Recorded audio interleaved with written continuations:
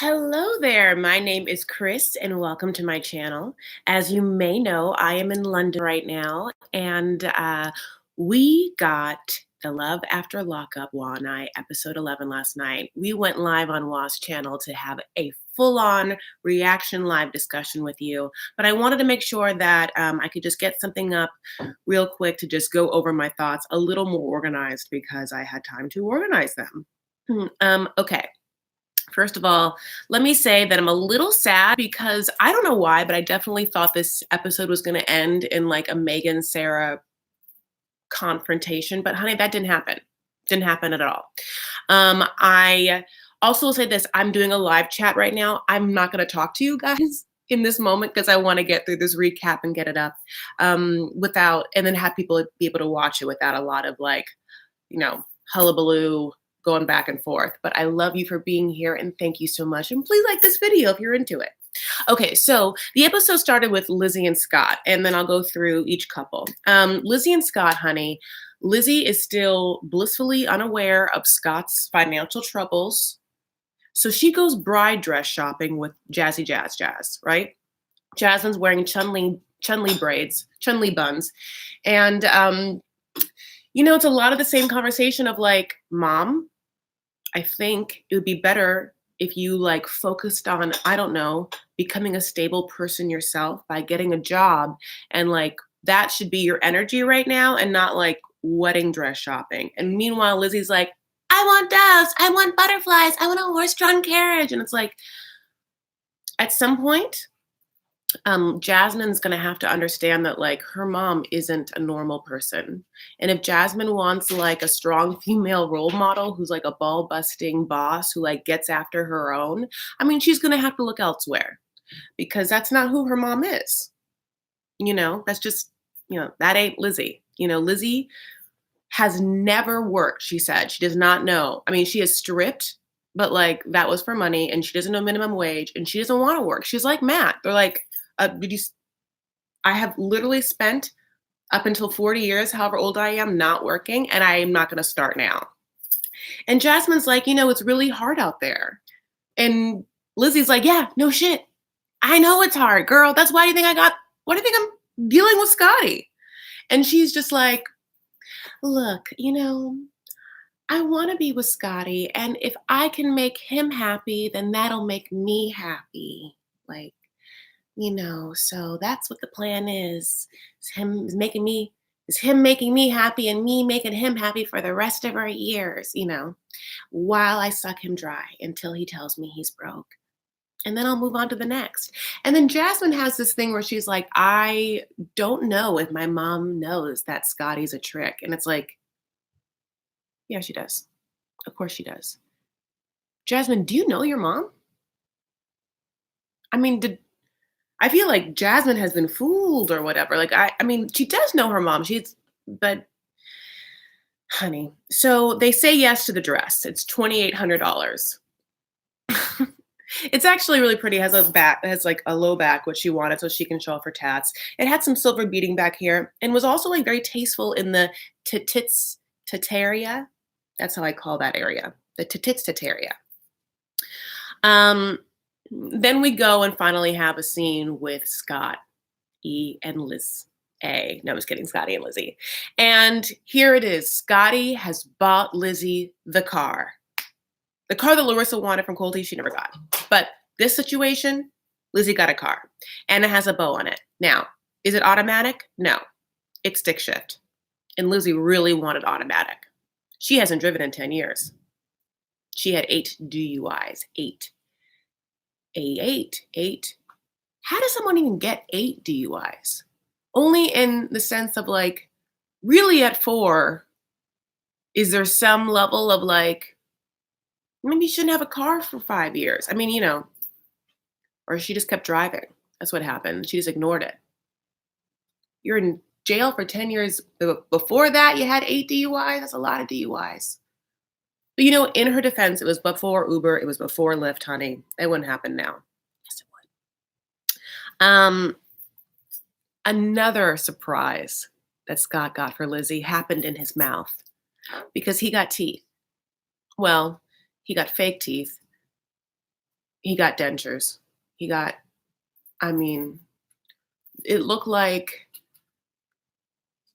I mean, it looked like you would take it all out as a Halloween piece and then put it back in of like a car salesman smile is how I would describe it. He says they look uncomfortable, and yeah, they definitely do. But they look better than what he had before. And he describes it as like not being expensive to get these fake teeth from some sort of like shabby dentist. And even if they're not expensive, like how is he still getting money for the car and stuff? He just keeps taking out loan after loan. Like, how does he even have the credit to get out more loans? What is he putting up against? Like, what is, I mean, I don't, so many questions. I think I mean, Scotty has to have some sort of illegal dealings, right? I feel like he has to have illegal dealings in order to secure continual money. I don't know if he's like a bookie honey or some other situation, some other like shady situation. He does like mob work. I don't know. He's like some henchman. I don't know. But I mean, maybe it's just like a massive like welfare scam or some sort of thing where he's like disabled and just gets a lot of money and then just like unemployment and stuff. I mean, it's a real shock. Lizzie's whole thing is like, he can make me stable by his money, and I can make him happy. So, hmm. It really speaks to the fact that truly you have to find those things within, right? Like you have to find being happy within yourself and you have to find your stability within yourself. And then that's how like you're a complete person and then you attract a complete person and then you have a healthy relationship and you build a world together. But when you, I think, look outside or for someone else to like give you something like that, it's never going to work because as we both know, me and you, the only two people here, that Scotty's not stable. His money isn't stable, his bag isn't stable. I mean, Adam's already gone. You know what I'm saying? It's the antithesis of stable. And Scotty is not going to be happy when Lizzie leaves. So no one's going to be happy at some point. So why trick yourselves? But until then, honey, she said yes to the dress, she said yes to the car, and she said yes to them teeth. Okay. Next throuple is Sarah, Michael, and Megan. Okay. This was a really interesting segment for them. It starts off, honey, with Aviana wanting cheese. And I was like, yeah, girl, I get it. Give me that cheese. And like Sarah's like, you've had enough cheese. And Aviana gives her this look like, bitch, what? No, I didn't. There's never enough cheese. I've been put through a lot. I don't know who that guy is that keeps running around and then keeps leaving. And then you keep crying. And then you like yell at him in the car. And all I'm asking for is some more cheese. Girl, you give me that cheese. Like even Sarah's mom's like, give her the cheese. And I'm like, yeah, give her the cheese. What's it going to be? Like a little like string cheese? But no, she's going to give her a processed Kraft single, honey. A Kraft American cheese single, which is what Sarah should be, an American single. With like, but less processed. I mean, in the hair department. So, and then it's like, well, we don't know what's going to happen with Michael. He has to go visit his parole officer today. And then it cuts to Megan, honey. And Megan's going to the refrigerator and she's getting one of those Sargento balanced breaks that has cheese in it. It just made me happy. Everyone loves cheese. This is a couple, a throuple, united by cheese. Megan doesn't know Aviana yet, but one thing in common, those girls love cheese, honey, and they're going to get some, in one way or another. But, Megan is just like straight up like done. I'm going to Michael. I'm not going to let him weasel his way out of it. I'm going to meet Michael, come hell or high water. And so she calls Michael and he's like, oh, you want to come this week? Yeah, that would be great. Except, like my mom and my sister are coming. So, and she's like, great, I can meet them then. And Michael's like, well, it's just like with Aviana, I just like don't know because I don't know why I'm making Michael seem like he's like a surfer bro. That's not his voice at all, but you know what I'm saying. He's like, well, Aviana, like it could be hard. She's like, well, I want to meet her too. So you really can't talk me out of this because I'm very into this idea. So then, honey, Michael just has to be like, all right, I'll see you soon. And then it becomes this thing where his mom and his sister come to a park with Sarah.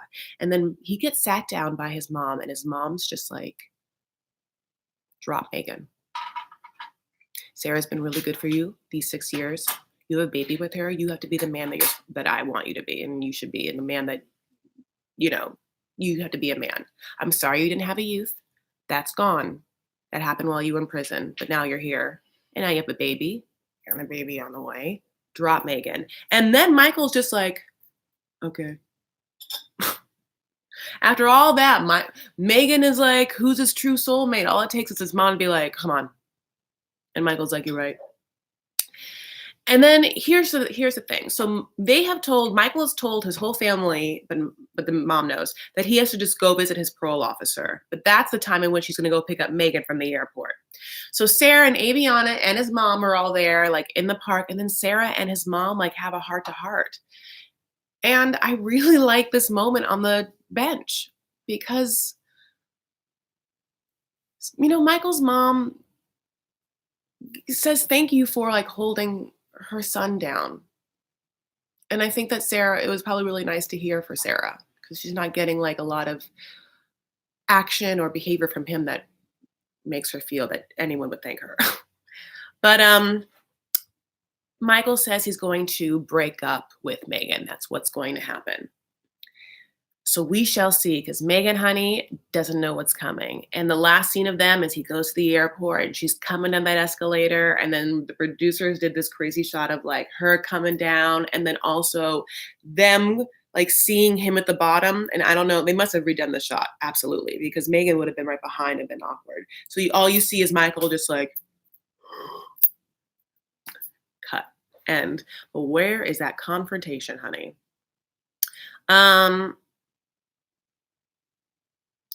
Then next couple is Clint and Tracy. So where are we? We're 5 days now from her re-release from prison, but then Clint gets a phone call and it's Tracy back in jail. And she says that she was driving, she was speeding, and she got pulled over.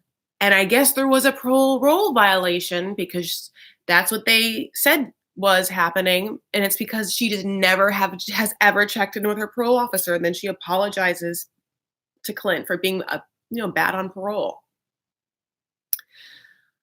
I mean, it must be annoying to have to be on parole and to answer to someone, but if like that's what it takes to not go back to prison, I mean,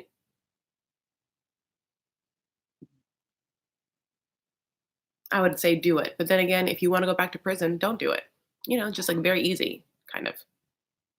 Like, anyway, Tracy's very sober in this conversation. She's like, this is an animal. It's an addiction. I have it. I cannot get over, like, I don't know what you're doing with me, but like, I love you. It's just, I didn't mean to leave you. It has left for a while, and Clint's like, are we still married? Do you still love me, my goddess? And she's like, yeah, totally. No, yeah. Like divorce isn't in my vocabulary. Also because I have no other one that will ever help me. Like I can't call anyone right now. And Clint wants to like go down and save his goddess right away, but she can't even make bond. Like they won't give her like a percentage. They won't give her bond, which, so he can't do anything about it. But then he's like, after all that, he's like, so Tracy, just a quick question is, baby, where's that rental car? That rental car that I rented under my name that I have to get back like a week ago? And she's like, we can't talk about that now. But I thought I was being tracked and it's somewhere in a parking lot.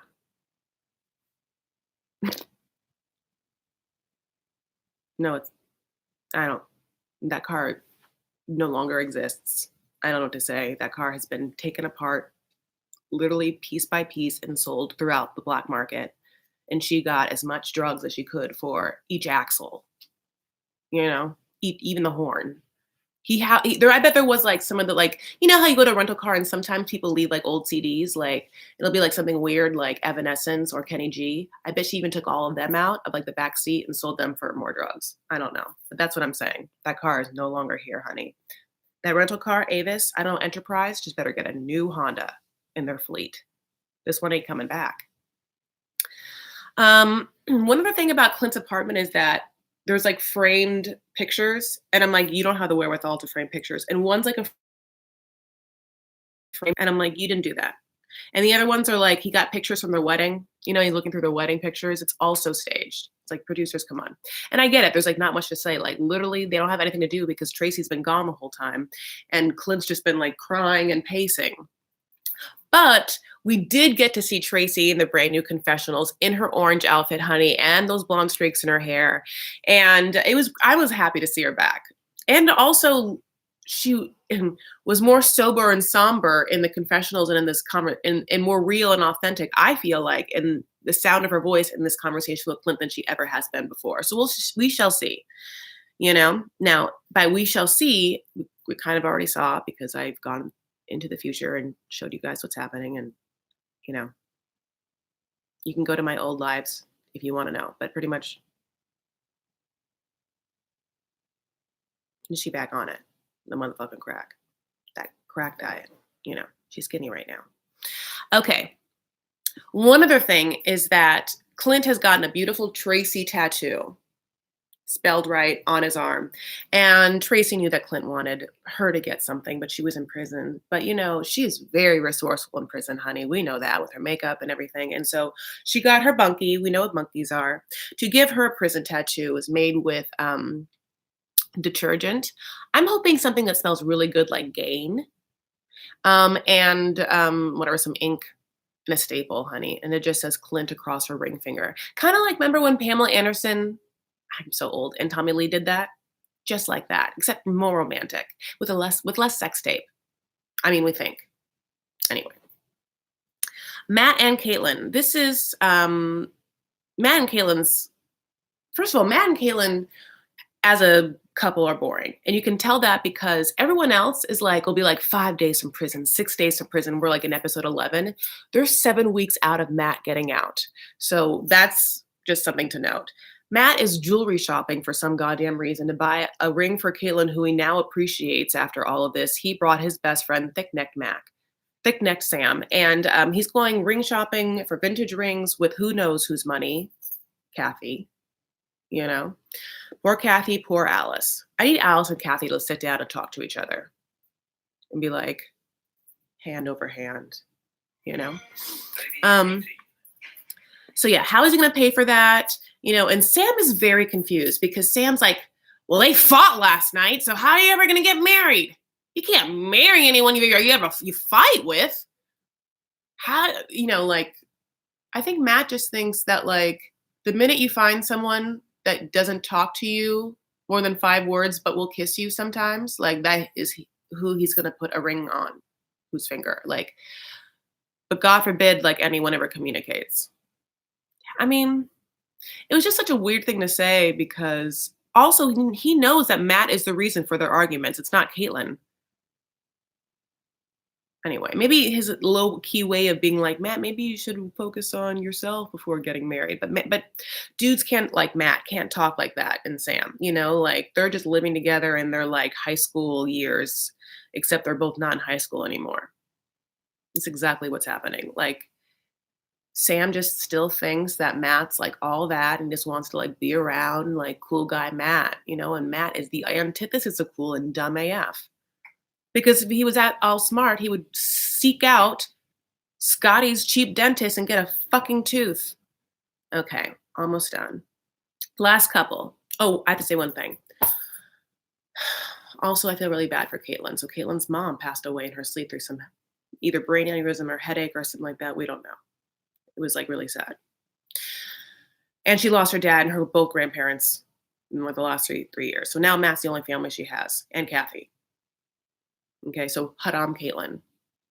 Okay, last couple is Marcellano, Maybelline, whatever his fucking name is, and Brittany.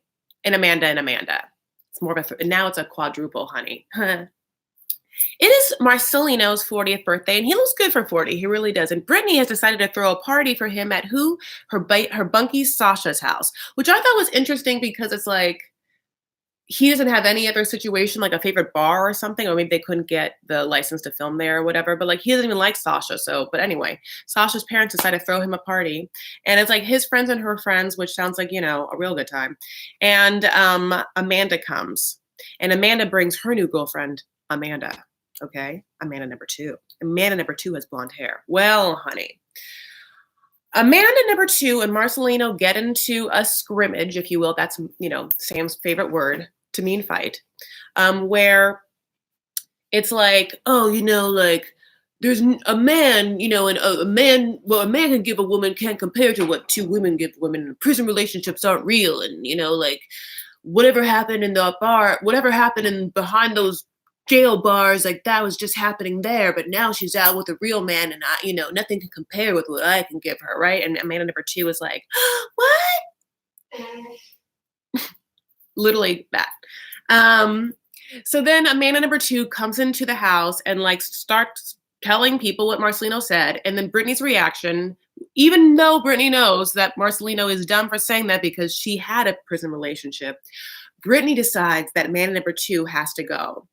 Why? Because she disrespected her man. But really why? Because she's jealous of Amanda 2 and upset that Amanda 1 brought Amanda number 2. Brittany wants Amanda number 1 and Marcelino. She wants Marcelino here and Amanda here. And like Giovanni maybe somewhere here. And whatever new baby here. That's... And Amanda number 2 doesn't have a place in that. There's too many people around. You know what I'm saying? So it's like this thing where Brittany's like, Sasha, we have to go outside. I'm gonna like beat up this bitch, but I can't beat up that bitch. Also, I'm pregnant. It was an episode of people being pregnant and having not wanting to tell their lovers yet, I wonder like how fast prison couples get pregnant right after they get out of prison. And I think it's just like purely like for how much effing's going down. And I wonder if there's a surge of fertility right after you get out of prison, like in some sort of like, we're out, your body is like, we have to make life again. I have no idea. That's just like something psychological that I'm wondering, or not, or I don't know, physiological. So next episode, I think like, I'm not quite sure now, like what is going to happen. It was really confusing. Is Michael going to break up with Megan? And then how does Megan and Sarah get down and have a talk? Is Brittany going to beat up Amanda number 2? Or is Amanda number 1 going to step in and become a free-for-all at Marcelino's party at Sasha's parents' house?